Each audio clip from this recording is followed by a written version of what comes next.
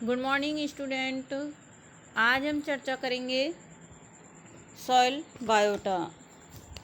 पिछले लेक्चर में हमने चर्चा की थी physical and chemical properties of soil. तो आज सॉइल बायोटा यानी मृदा जीवजात। मृदा जीवजात से तात्पर्य है कि जो मृदा में रहने वाले जंतु या जीव और वनस्पति है।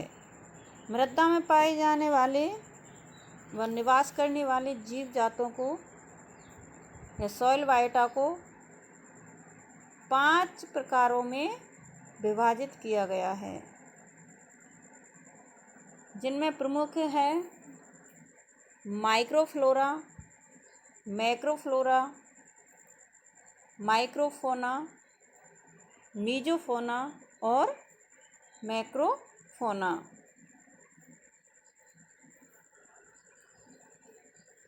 माइक्रोफ्लोरा या लघु वनस्पति जात।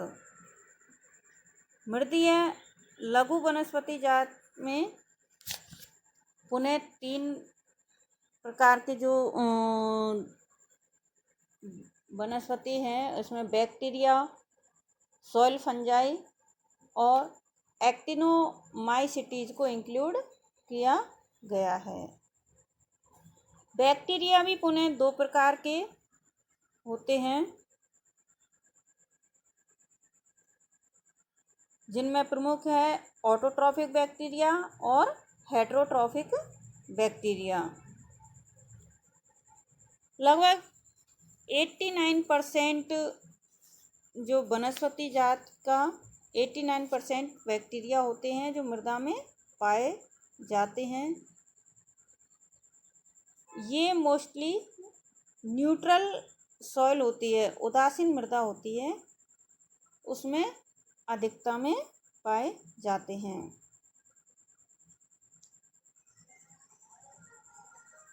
बैक्टीरिया को 2 प्रकारों में उनके पोषण की विधि के आधार पर डिवाइड किया गया है। ऑटोट्रॉफिक बैक्टीरिया में वो सभी बैक्टीरिया आते हैं जैसे नाइट्रोजन स्त्रीकारी,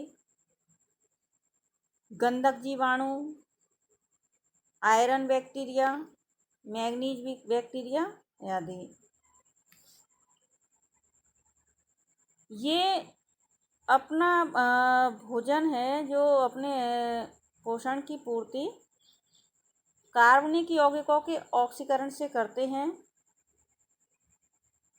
और कार्बनिक पदार्थों का संश्लेषण, नाइट्रोजन युक्त कार्बनिक पदार्थों का संश्लेषण करते हैं।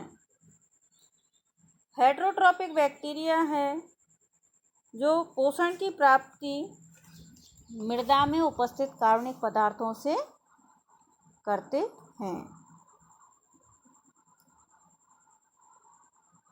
ये कार्बनिक पदार्थों का विघटन करते हैं जिससे मृदा की उर्वरता बढ़ती है।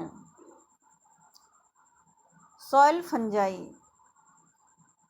फंजाई में प्रमुख रूप से एस्कोमाइसीटीज, बेसिडियोमाइकोटिना व ड्यूटेरोमाइकोटिना के सदस्य पाए जाते हैं।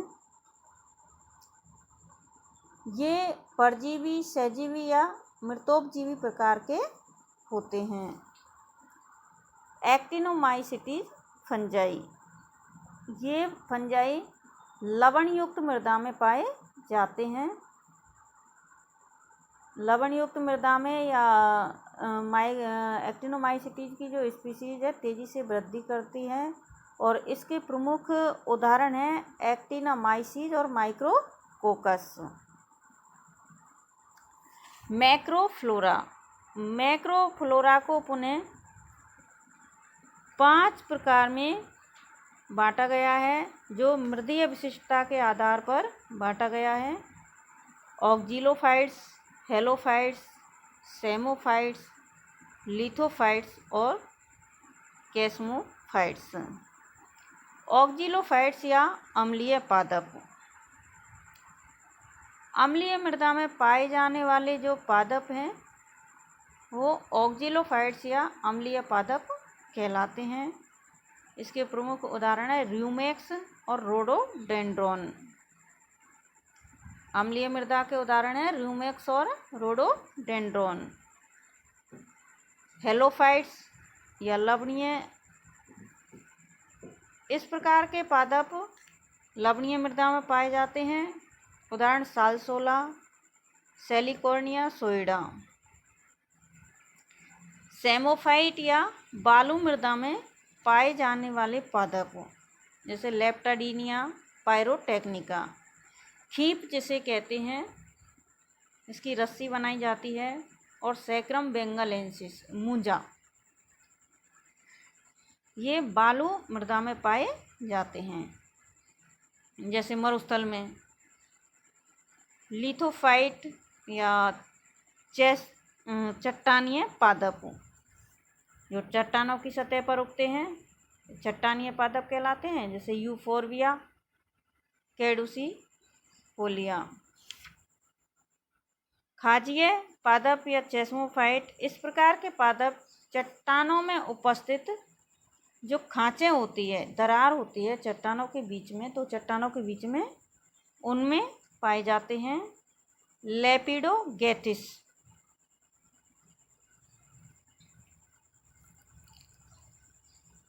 अब है माइक्रोफोना यानी लघु प्राणी जात, सूक्ष्म जंतु जात। जो सूक्ष्म जंतु पाए जाते हैं उन्हें कहते हैं माइक्रोफोना। सूक्ष्म प्राणी जात के अंतर्गत 20 माइक्रोन से 200 माइक्रोन के प्राणी सम्मिलित किए जाते हैं। यानी इन प्राणियों की जो साइज होती है, अमाप होता है, वह 20 माइक्रोन से 200 माइक्रोन के मध्य होता है। इसके माइक्रोफोना के प्रमुख जो उदाहरण हैं अमीबा, यूग्लिना, मोनोकस, डिफ्लूजिया। जैसे प्रोटोजोअन्स में रेबडाइटिस,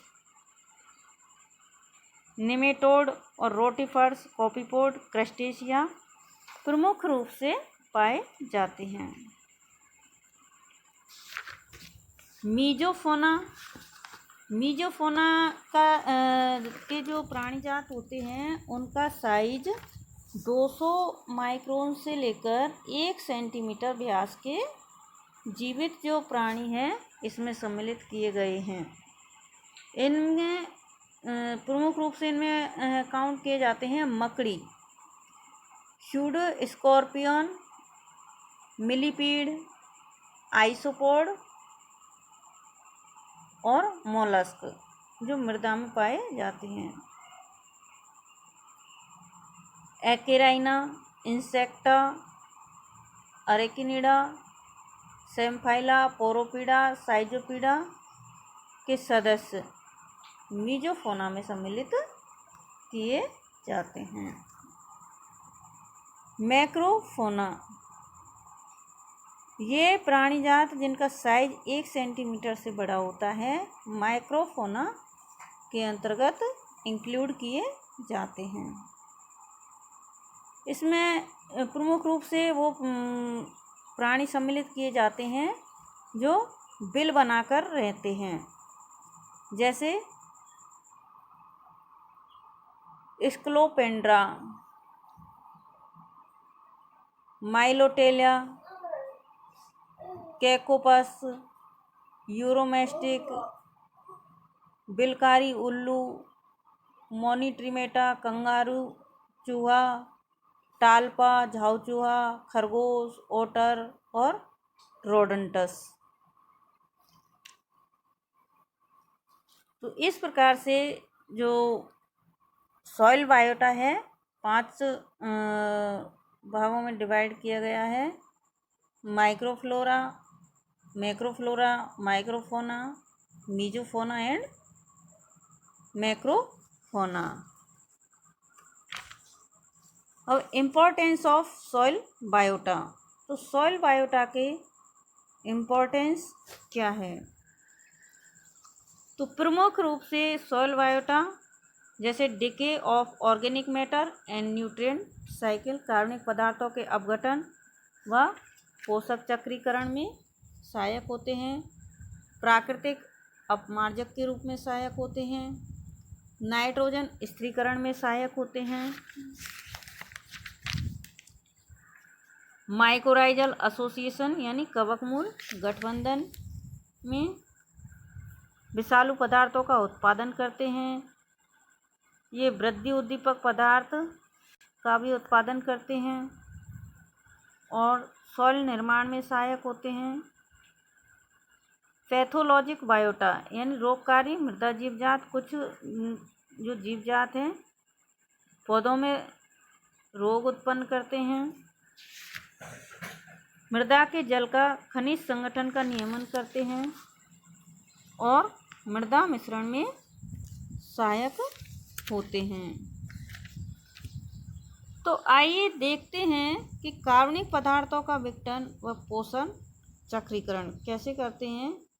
जीवाणु, कवक, पादप जंतुओं के मृत शरीर, पादप और जंतुओं का जो मृत शरीर होता है उनके मृत अंगों में उपस्थित जो कॉम्प्लेक्स ऑर्गेनिक मैटर होता है, जटिल कार्बनिक पदार्थ होता है, जैसे शर्करा, स्टार्च, प्रोटीन युक्त जो कार्बनिक यौगिक होते हैं, जैसे सेलुलोज, बसीय पदार्थ, लिग्निन आदि, इनका विघटन कर उन्हें सरल यौगिकों में परिवर्तित कर मृदा में पोषक तत्वों की मात्रा में वृद्धि करते हैं, जिससे मृदा की फर्टिलिटी है, उर्वरता है, वो बढ़ जाती है।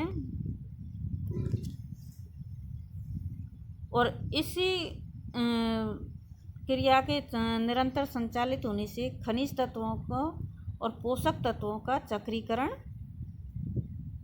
होता रहता है। प्राकृतिक अपमार्जक के रूप में, तो प्राकृतिक अपमार्जक के रूप में जो जीवजात हैं इसमें जैसे सूक्ष्म जीव, विशेषकर बैक्टीरिया, फंजाई और जो जंतुओं के अवशेषों पर का अपघटन कर मृदा में ह्यूमरस के रूप में बदल देते हैं, जिससे मृदीय जीवजात प्राकृतिक अपमार्जक की श्रेणी में आते हैं।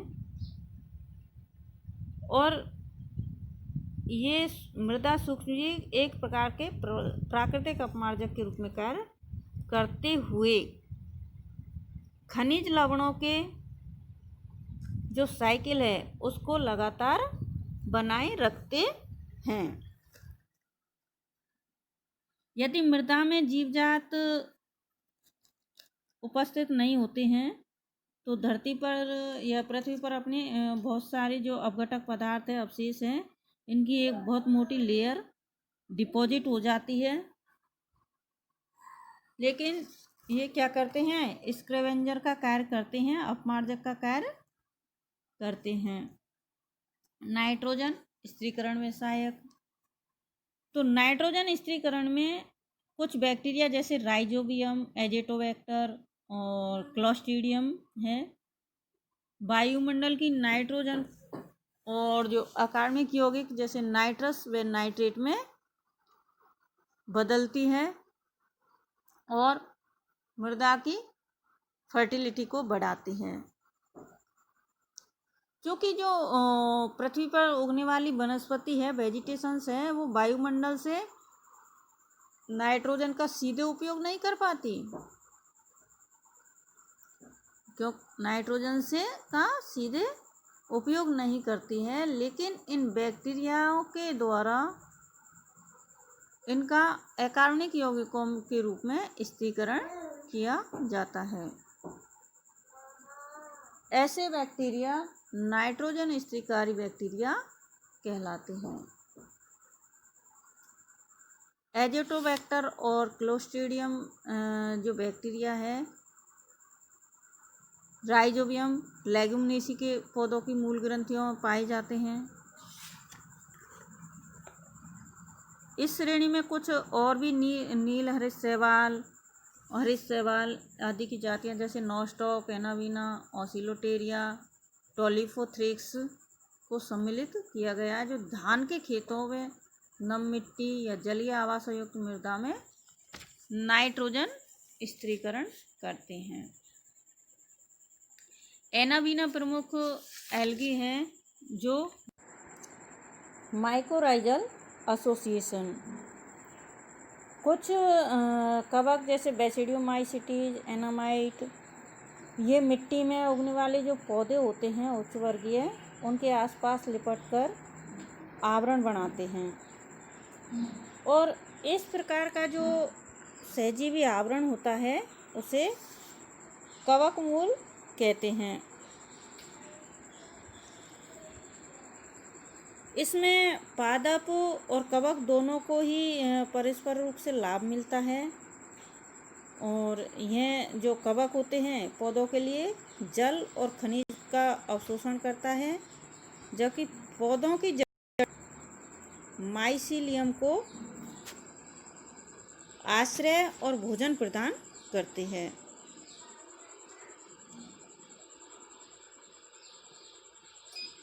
पाइनस के जो पौधे होते हैं, छोटे प्लांट होते हैं, ये यदि कवक मूल गठबंधन नहीं होता है तो उनकी अनुपस्थिति में मृत्यु हो जाती है, यानी सूखते हैं।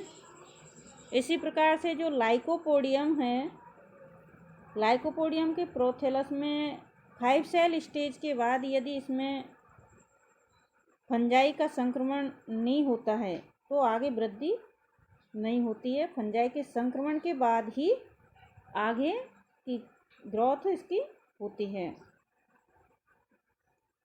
इसी प्रकार से ओक, पाइनस, ओक, बीच, इनकी जड़ों में क्योंकि मूल रोम नहीं पाए जाते हैं और मूल रोम या फिर बहुत ही कम मात्रा में उपस्थित होते हैं, जिससे ये जल और खनिज लवणों का जो और कार्बनिक अवशोषण, कार्बनिक पदार्थों का अवशोषण नहीं कर पाते हैं। अतः जो कवक मूल होता है उसके द्वारा ही इन पौधों में खनिज लवण और कार्बनिक तत्वों का अवशोषण होता है। विषालु पदार्थों का उत्पादन, जैसे कुछ मृदाजीवी द्वारा अपूर्ण बहुत ही सड़ान भरे विषैले पदार्थों का सीक्रेशन किया जाता है, जो सजीवों के लिए बहुत हानिकारक होता है। जैसे कुछ मृदा फंजाई की जो हैं, जो बहुत ही कम एयरेशन वाली सॉइल होती है उसमें उपस्थित होकर के कार्बनिक पदार्थों का ऑक्सीकरण तो नहीं करती है, बल्कि ऑक्सीकरण के स्थान पर अपचयन कर देती है, जिससे मृदा में बहुत ही विषैले पदार्थ जैसे एल्डिहाइड, कार्बनिक अम्ल, टॉक्सिन, बेनिलीन आदि उत्पन्न होते हैं, जो सॉइल बायोटा या सॉइल वेजिटेशन के लिए नुकसानदायक होते हैं। कवकों के अलावा कुछ बैक्टीरिया, शैवाल की भी कई विषैले पदार्थों का उत्पादन करते हैं, जैसे हाइड्रोक्सिलिक अम्ल HCN। यह फ्यूजेरियम लाइनाइन नामक जो कवक है के द्वारा स्रावित होता है, और इसके द्वारा जो अलसी के पौधे हैं उनमें बिल्टिंग हो जाती है, मुरझा जाते हैं। ऐसे ही अरहर के खेत कैजिनस कैजिन के खेत में फ्यूजेरिक अम्ल सीक्रेट होता है, जो इसकी फसल को नष्ट कर देता है। फ्यूजेरिक अम्ल फ्यूजेरियम न्यूडम द्वारा स्रावित वृद्धि उद्दीपक पदार्थों या वृद्धिकारी पदार्थों का उत्पादन, production of growth stimulating substance. तो कुछ कवक, जीवाणु और मृदीय सूक्ष्म जीव जैसे बेसिडियोमाइसीटीज की फंजाई में वृद्धि करने वाले जीवाणु, वृद्धि करने वाले पादपों की जड़ों के आसपास के क्षेत्र जैसे राइजोस्फीयर मूल परिवेश में पाए जाते हैं। इस मूल परिवेश में जो मृदा जीव है उनके द्वारा विशेष प्रकार के वृद्धि प्रेरक हार्मोन्स का सीक्रेशन होता है, जिसका उपयोग जड़ें करती हैं। स्वरूप पौधों की जड़ों में तेजी से वृद्धि होती है। तो इस प्रकार हम कह सकते हैं कि मृदा जीवजात को वृद्धि कारक जीव के रूप में इंगित किया गया है। मृदा निर्माण या सॉइल फॉर्मेशन, कुछ शैवाल व जीवाणु कोशिकाओं के द्वारा लगातार म्यूसिलेज का सीक्रेशन होता है और इस म्यूसिलेज के कारण मृदा के कण आपस में बंधे रहते हैं। रोगकारी मृदा जीवजात, पैथोजेनिक बायोटा। सॉइल में कई जो बायोटा है इस प्रकार के होते हैं, जैसे बैक्टीरिया, फंजाई, जो अन्य पौधों में या जीवों में रोग उत्पन्न करते हैं।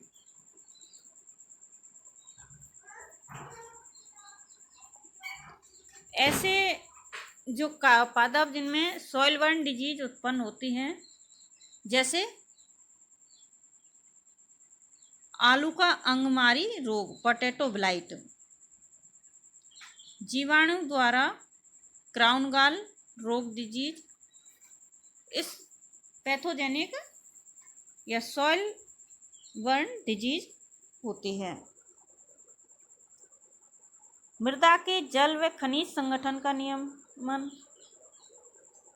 Regulation of water and minerals content of the soil. तो मृदा में जो व्याप्त जड़ें और प्रकंद या है वो मृदीय जल की मात्रा का लगातार नियमन करती है।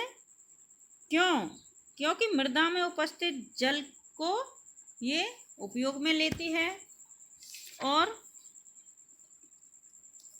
जो सॉइल सॉल्यूट्स है, मृदीय विलायक है, का चक्रीकरण बनाए रखती हैं। पौधों द्वारा जो अवशोषित लवण और कर्कट पुनः मृदा में ही आते रहते हैं। इस प्रकार जो सॉइल बायोटा है, सॉइल में उपस्थित खनिज, लवण और जल का चक्रीकरण करने में महत्वपूर्ण भूमिका अदा करते हैं। मृदा मिश्रण व बातन यानी सॉइल मिक्सिंग एंड एरेशन। तो सॉइल मिक्सिंग में क्या होता है कि जो प्रमुख उदाहरण अगर इसका लें तो जैसे निर्माण की प्रक्रिया में चट्टानों का अपक्षरण, मृदा में जो उगने वाले पौधे, झाड़ियों की जड़ें हैं वो बहुत गहराई तक चली जाती हैं। बहुत गहराई तक चले जाने के कारण और जो पौधे हैं उनकी जड़ों के सिरे नुकीले होते हैं और इन नुकीले सिरों से मिट्टी के जो बड़े कण हैं वो छोटे छोटे कणों को में टूट जाते हैं, जिससे ये मृदा को मिश्रित करने का कार्य करते हैं। इसी प्रकार से जैसे बड़ी बड़ी चट्टानों की दरारों में पेड़ पौधों की जड़ें फंस जाती हैं और उनमें प्रवेश करके वृद्धि करती है। जब वृद्धि करती है तो देखा होगा कि बड़ी चट्टानें होती है वो टूट करके छोटी छोटी चट्टानों में टुकड़े हो जाते हैं। जैसे पहाड़ों पर देखा है कि पहाड़ों पर चट्टानों की दरारों में बहुत से बहुवर्षीय पौधे जैसे बरगद, पीपल की जड़ें फंस जाती है और उन दरारों को और ज़्यादा चौड़ा कर देती हैं, जिससे उसमें वायु प्रवेश कर जाती है और मृदा का निर्माण करके उपजाऊ बनाती है। ऐसे ही बिलकारी जो बिल बनाकर रहने वाले जंतु होते हैं, ये भी मृदा को मिक्सिंग में सहायक होते हैं। तो किसान का बहुत ही अच्छा दोस्त माना जाता है केंचुआ, अर्थवर्म। ये मिट्टी में बिल बनाते समय या मिट्टी को खा करके और मल के रूप में बाहर निकालता है, और ये भूमि की सतह पर जब चलते हैं रेंग रेंग कर, तो उससे भी मृदा मिक्सिंग होती है। और ये केंचुए हैं, इनके बिलों में को इतना नरम, मतलब मृदा को इतना नरम कर देते हैं बिल बना करके, जिससे वायु के द्वारा इसमें लगभग 2 मीटर तक वायु पहुंच जाती है, गहराई तक।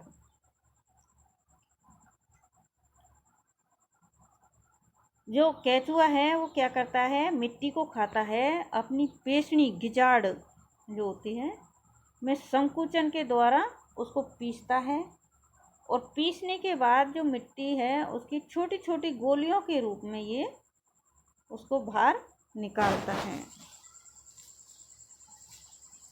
और इसके साथ साथ ही जो मृदा में बहुत सारे कार्बनिक पदार्थ होते हैं वो भी मिले होते हैं। इससे केंचुओं की जो सक्रियता है, इसके कारण लगभग 0.5 एकड़ क्षेत्र की 10,000 किलोग्राम मिट्टी का मिश्रण प्रति वर्ष होता है, ये अनुमान किया गया है। इसी प्रकार के अन्य जो बायोटा है, जंतु है, जैसे घोंगे, निमेटोड, कृमि, आर्थ्रोपोड्स, रोडेंट्स, ये भी मृदा को मिश्रण में और बातन में सहयोग प्रदान करते हैं।